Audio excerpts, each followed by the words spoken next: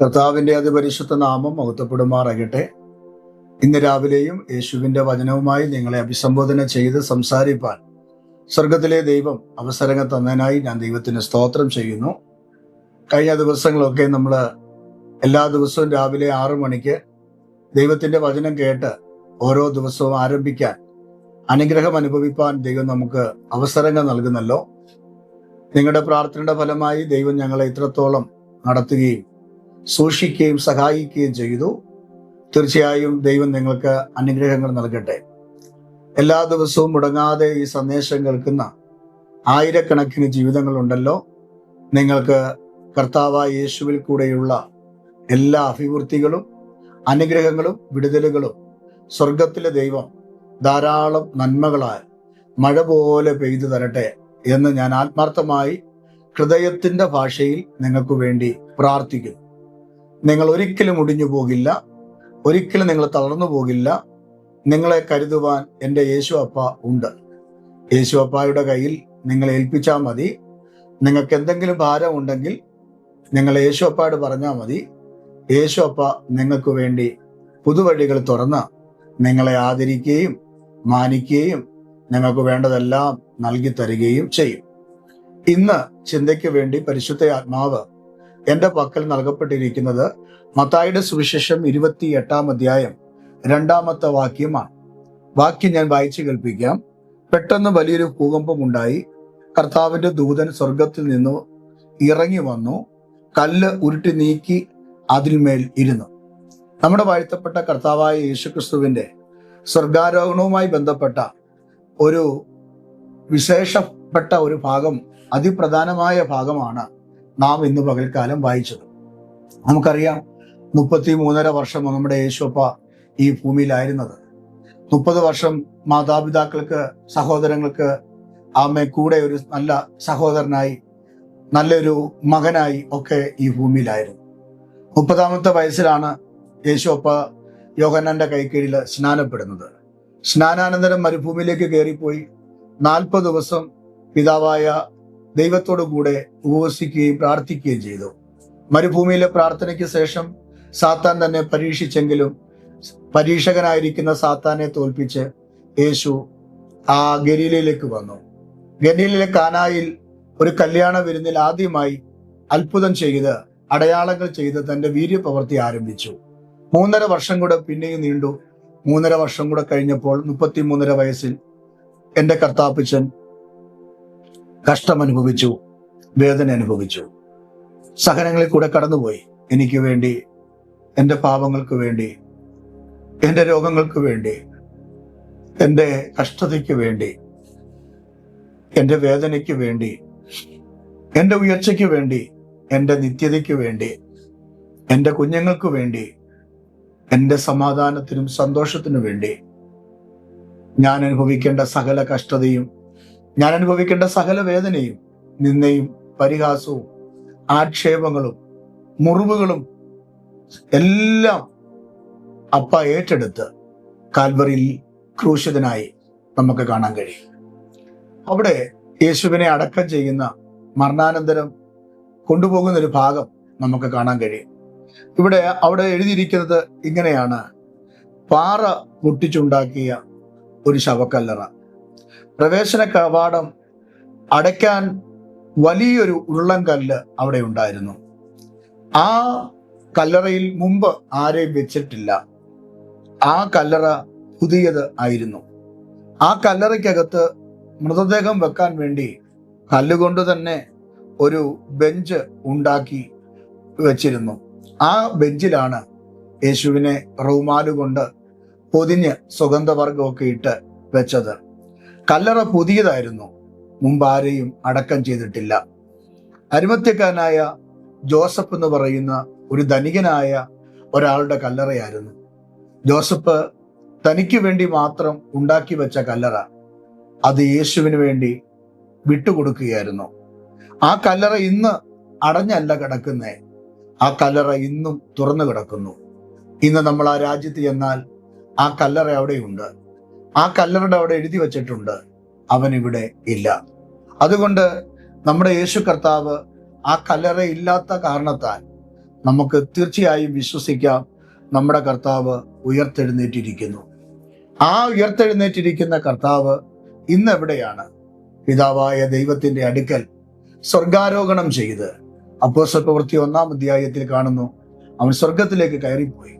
യേശു കർത്താവ് കയറിപ്പോകുന്നതിന് മുമ്പ് ഒരു കാര്യം നമ്മളോട് വിളിച്ചു പറഞ്ഞു, ഞാൻ പോകുന്ന നല്ലത്, ഞാൻ പോയാൽ നിങ്ങൾക്ക് വാസസ്ഥലം ഒരുക്കേണ്ടതിന് ഞാൻ കടന്നു പോകുന്നു, നിങ്ങൾക്കൊരു വീട് പണിയും. അതിന്റെ പണി എപ്പോൾ കഴിയുമോ അപ്പോൾ ഞാൻ വീണ്ടും വരും, ഞാൻ മധ്യാകാശത്ത് വരും. അപ്പോസ്തലനായിരിക്കുന്ന പൗലോസ് തെസ്സലോനിക്ക സഭയ്ക്ക് ലേഖനം എഴുതുമ്പോൾ അവന്റെ രണ്ടാമത്തെ വരവിനെ കുറിച്ച് അവിടെ ഇങ്ങനെ പറഞ്ഞു, കർത്താവ് തന്റെ ഗംഭീരനാദത്തോടും പ്രധാന ദൂതന്റെ ശബ്ദത്തോടും കാഹളധ്വനിയോടും സ്വർഗത്തിൽ നിന്ന് ഇറങ്ങി വരും. ആ കാഹളധ്വനി കേൾക്കുമ്പോൾ മുമ്പേ മരിച്ച വിശുദ്ധന്മാർ ഉയർത്തെഴുന്നേൽക്കും. പിന്നെ ജീവനോടെ ഇരിക്കുന്ന നാം രൂപാന്തരപ്പെടും. അങ്ങനെ യേശുവുമായി സ്വർഗത്തിലേക്ക് കയറിപ്പോകും എന്ന് എഴുതിയിട്ടുണ്ട്. എന്നാൽ കാലങ്ങൾ കഴിയുമ്പോൾ, അതിൻ്റെതായ പ്രോസസ്സിംഗ് എല്ലാം കഴിയുമ്പോൾ യേശു കർത്താവ് സഭയുമായി ഒലൂമലയിലേക്ക് വരും. അവിടെ ഒരു ചരിത്ര ഭാഗമായതുകൊണ്ട് പറയാൻ സമയമില്ലാത്തത് കൊണ്ട് ഞാൻ ആ ഭാഗത്തേക്ക് പോകുന്നില്ല. ഒലൂമലയിൽ വരുമ്പോൾ തന്നെ കരയിപ്പിച്ച, തന്നെ വേദനിപ്പിച്ച, തന്നെ ഒറ്റിക്കൊടുത്ത, തന്നെ ദൈവം പിതാവാൻ ദൈവം മുഖം തിരിച്ച ആ മല, ഒലൂമല രണ്ടായിട്ട് പിളർന്നു പോകും. പ്രിയരെ, ഞാൻ ഇന്ന് രാവിലെ ഇങ്ങനെ പറയാം, ഒലൂമല യേശുവിന് അത്ര ഈസി അല്ലായിരുന്നു. ഒലൂമല യേശുവിന് സന്തോഷമല്ല. കാരണം യൂദാസ് ഒറ്റിക്കൊടുത്ത മലയാ ഒലൂമല. ഒലൂമല എന്ന് പറയുന്നത് പത്രോസ് യേശുവിനെ ഇട്ടിട്ട് പോയ മലയാ. പടയാളിയായ മൽക്കിയാസിന്റെ കാത് അറുത്ത മലയാ ഒലൂമല. നിനക്ക് എന്തെങ്കിലും വന്നാൽ ഞങ്ങളുണ്ടെന്ന് പറഞ്ഞ പത്രോസ് അരണ്ട വെളിച്ചത്തിൽ യേശുവിനെ ഇട്ടിട്ട് പോയ മലയാ ഒലൂമല. ഒരു കള്ളവും ചെയ്യാത്തവനെ കള്ളനായി ചിത്രീകരിച്ച് നോക്കിക്കെ, ചങ്ങല കൊണ്ട് ബന്ധിക്കപ്പെട്ടവനായി യേശുവിനെ പിടിച്ചുകൊണ്ടുപോയ മലയാണ് ഒലൂമല. തീർന്നില്ല, പിതാവാൻ ദൈവത്തോട് കരഞ്ഞ മല. കഴിയുമെങ്കിൽ ഈ പാനപാത്രം എന്നെ നീക്കണമേ എന്ന് പറഞ്ഞ് രക്തധമനികൾ പൊടിഞ്ഞ് അതിൽ കൂടെ വെറുപ്പ് തുള്ളി പോലെ രക്തം ശരീരത്തിലേക്ക് പുറത്തു വന്ന നിലവിളിച്ച ഹൃദയം പൊട്ടിയ മലയ ഒലൂമല. യഹോവയായ ദൈവം ഹൃദയം പൊട്ടിക്കരയുന്ന തന്റെ ഓമനകുമാരനായ ക്രിസ്തുവിന്റെ കണ്ണുനീരും പ്രാർത്ഥനയും കേട്ടിട്ട് മൗനമായ മലയ, മുഖം തിരിച്ച മലയ ഒലൂമല. എന്നാൽ തന്റെ സഭയുമായി പ്രവാചകൻ ഇങ്ങനെ, സെക്കറിയാവ് ഇങ്ങനെ പറഞ്ഞു, ഒലൂമലയിൽ എന്റെ കർത്താവ് വരും, എന്റെ കർത്താവ് സഭയുമായി വരും. അന്ന് ഈ ഒലൂമല രണ്ടായി കീറും, ഈ ഒലൂമല കീറിപ്പോകും. പ്രിയരെ, നിങ്ങളെ നിന്ദിച്ച, നിങ്ങളെ പരിഹസിച്ച, നിങ്ങളെ ആക്ഷേപിച്ച, നിങ്ങളെ വേദനിപ്പിച്ച ഈ മേഖലകൾ കീറിപ്പോകും. നിങ്ങൾ രാജകീയ അഭിഷേകത്തോടെ ഉയർത്തെഴുന്നേൽക്കും. യേശു ഒലൂമല വരുന്നത് തകർന്നവനായിട്ടല്ല. യേശു ഒലൂമല വരുന്നത് തന്റെ സഭയുമായിട്ടാ. യേശു ഒലൂമല വരുന്നത് രാജകിരീടം വെച്ച, യേശു ഒലൂമല വരുന്നത് രാജവസ്ത്രം ധരിച്ച, യേശു ഒലൂമല വരുന്നത് അഭിഷേകത്തിന്റെ ശക്തിയോടെയാ. യേശു ഒലൂമല വരുന്നത് രാജ്യം ഭരിക്കാൻ വേണ്ടിയാ. ആ രാജ്യത്തെ ഭരിക്കുമ്പോൾ, ഈ ഭൂമിയെ ഭരിക്കുമ്പോൾ, അന്ന് ഒരു വ്യക്തിയും, ഒരു പട്ടാളമോ ഒരു പോലീസോ അല്ലെങ്കിൽ ഒരു ഡിപ്പാർട്ട്മെന്റോ ഒരു ശക്തിയോ തന്നെ എതിർക്കുകയില്ല. തന്നെ എതിർക്കാത്ത ഏക ഭരണം സ്ഥാപിക്കാൻ ഈ ഭൂമിയിൽ എന്റെ കർത്താവ് വരും. ഇത് വരേണ്ടതിന് യേശു കർത്താവിനെ കല്ലറയിൽ നിന്ന് പുറത്തു കൊണ്ടുവരേണ്ടത് ദൈവത്തിന് ആവശ്യമായിരുന്നു. അതുകൊണ്ട് യേശുവിനെ എക്കാലവും കല്ലറയ്ക്കകത്ത് ഒതുക്കാൻ പറ്റില്ല.